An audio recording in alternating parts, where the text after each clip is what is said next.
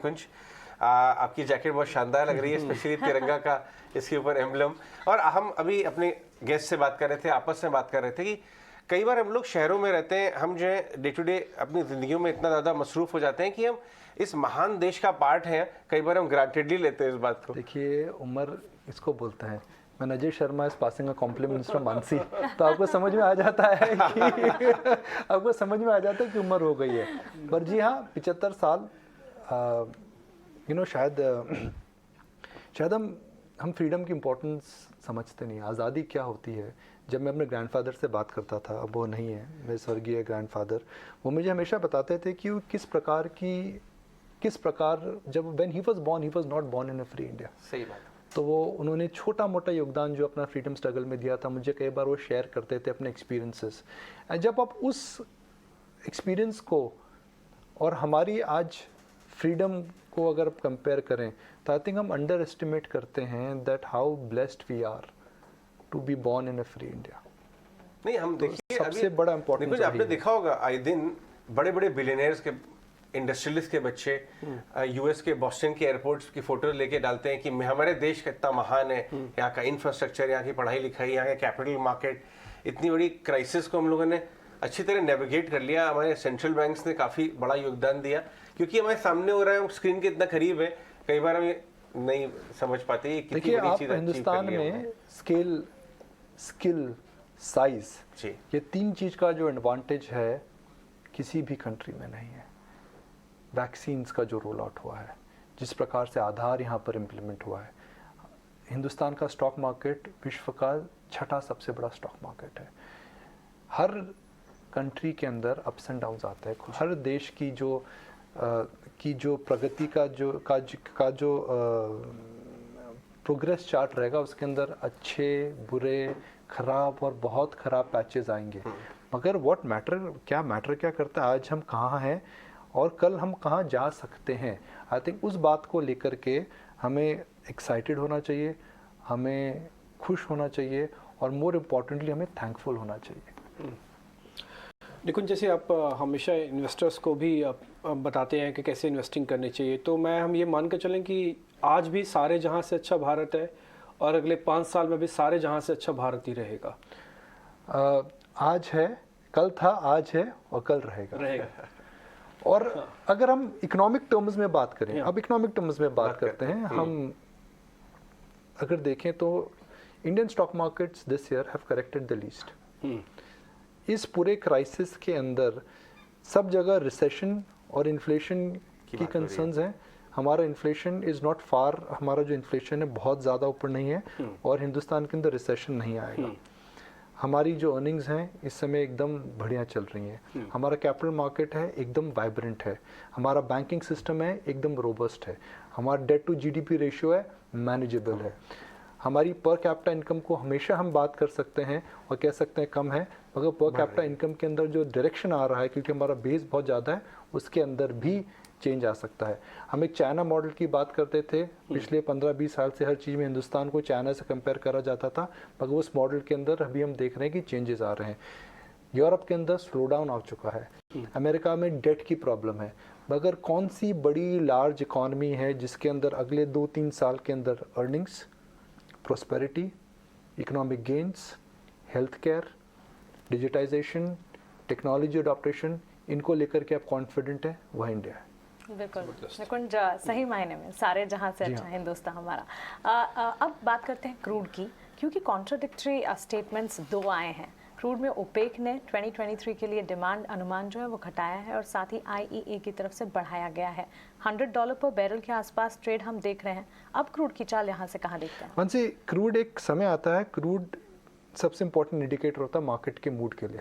मुझे लगता है वो समय भी नहीं है। मार्केट्स क्रूड के अलावा चीज़ों को देख रहे हैं। Markets have moved away from crude. Crude का जो शॉक आया था वह मार्केट इस समय डाइजेस्ट कर चुका है। जब तक क्रूड 115-120 के बाद में नहीं आता है, मेरे को लगता है मार्केट क्रूड को नहीं देखेगा। आई थिंक एक समय आता है जब क्रूड को हमें नहीं देखना चाहिए। आई थिंक वह समय अभी है। अभी क्या मैटर करता है, अगर हम डायरेक्शनल बात करें शॉर्ट टर्म की, अभी FI का फ्लो मैटर करता है, जो सॉलिड है। FI आ रहा है और डेस्परेट आ रहा है। FI हमेशा आता था जब मार्केट में स्ट्रेस होता था, मगर FI पहली बार आ रहा है जब मार्केट में ऊपर की तेजी में पकड़ रहा है। तो FIs are coming desperately and they are buying stocks because they don't have any choice. आपके रेडार पे कोई स्टॉक सिस्टम है? देखिए, मैं पेज इंडस्ट्रीज देख रहा था। पेज इंडस्ट्रीज के नतीजे बहुत अच्छे आए। हम बात नहीं करते हैं मगर क्या कमाल की कंपनी है। प्रोड्यूसर साहब ग्राफ लगाइए 10 साल का। हम अक्सर टाटा एलेक्सी बात करते हैं, बजाज फाइनेंस की बात करते हैं, मगर एक सिंपल कंपनी है। ये ट्रिपल डिजिट का IPO आया था 2009 या 10 के अंदर। डिम्पी साहब जरा देखिए कब आया था IPO, शायद 2009 या 10 में इसका IPO आया था। एक सिंगल कैटेगरी में फोकस करता है, मेंस इनरवेयर और लेडीज इनरवेयर में आ चुका है ये। मगर इसके अंदर जो वेल्थ क्रिएट हुआ है, साहब देखिए क्या वेल्थ क्रिएट हुआ है। 10 years ये में सर आप बिल्कुल ठीक कह रहे हैं। 15x। 2008 के अंदर ही इसका IPO आया था। 2008 के पास IPO आया था, शायद 1000 रुपए के नीचे था। हाँ, उस समय इसका जो रेट था वो करीब 400 450 कर 450 का 40,000, 100 स्क्रीन टाइम्स। पे सर। पेज 50,000। इंडस्ट्री हम बात नहीं करते हैं, मगर इसमें मुझे लगता है अर्निंग्स वापस आ रही हैं, कंपाउंडिंग आ रहा है। मगर जो ट्रिगर शॉर्ट टर्म में रहेगा वो ये रहेगा, क्योंकि cotton prices have come down, fabric prices will come down, और अगर ब्रांडेड रिटेलर अगर आप हैं तो आपको मार्जिन एक्सपेंशन मिल सकता है। नंबर 1 मान्यवर का स्टॉक आप देखिए, वेदांत फैशंस ऑल टाइम हाई पर आ चुका है। कल आप देखिए Aditya Birla fashion all time high पर नहीं है, पर कल अच्छी उछाल आई। लोग इसको कंपेयर कर रहे हैं कि कहीं वेदांत नेक्स्ट पेज ना बन जाए, इस तरह का केस बन सकता है। अजय, वेदांत एक बहुत ही शानदार कंपनी है। रिटर्न रेशियोज अगर देखें बेहतरीन है। क्या अगला पेज बन सकता है? बन सकता है। मगर जब पेज इंडस्ट्रीज के अंदर तेजी आई थी उसका P मल्टीपल 20 था। वेदांत फैशन जब पब्लिक गया है उसका P मल्टीपल 100 है। तो वेदांत फैशन के अंदर इंग्रेडिएंट्स हैं सारे, बट वैल्यूएशन मगर वैल्यूएशंस नहीं है। तो वैल्यूएशंस की वजह से इसके अंदर जो एक्सपेंशन आएगा वो अर्निंग्स एक्सपेंशन आएगा। जो अर्निंग एक्सपेंशन है 15-20% है। तो वेदांत, पेज इंडस्ट्रीज, ये जो क्लासिक बिजनेसेस हैं ये आपको जब लेने चाहिए जब मार्केट में स्ट्रेस आता है। जैसे कोविड में स्ट्रेस आया, जैसा हमने देखा था अभी जून के महीने में स्ट्रेस आया था, उन समय उस समय देखना चाहिए। पेज इंडस्ट्रीज पे नजर रखिए।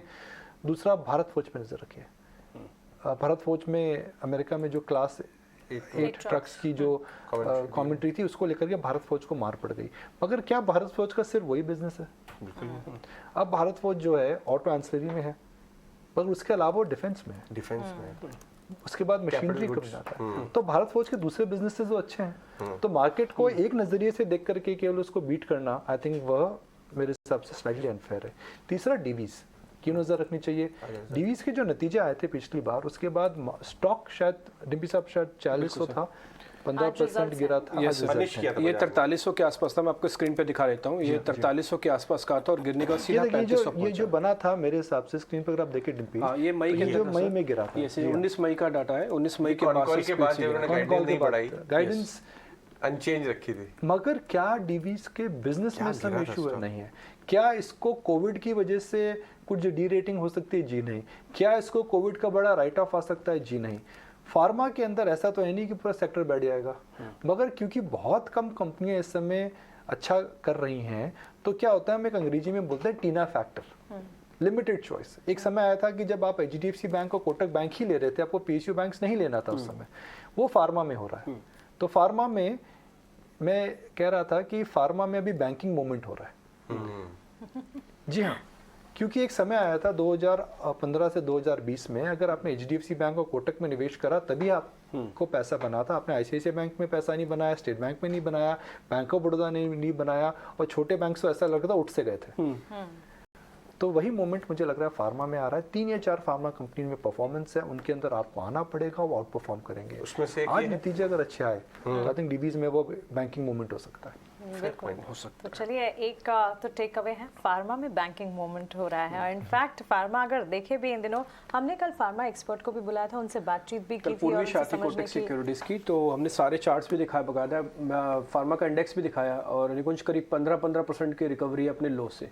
और अभी जिसका फॉल हुआ है उसका तो बहुत छोटा हिस्सा जो रिकवरी। फार्मा में क्या है जी, फार्मा के अंदर जो बिजनेसेस सिक्लिकल होते हैं वापस आ जाते हैं, मगर फार्मा के अंदर स्ट्रक्चरल चैलेंजेस हैं। अब लुपिन जैसी कंपनी 31% मार्जिन, 7% मार्जिन, तो कुछ सेक्टर में ऐसा हो रहा है जो कि स्ट्रक्चरल है। स्ट्रक्चरल है कि इस बिजनेस का रेलेवेंस कम हो जाएगा।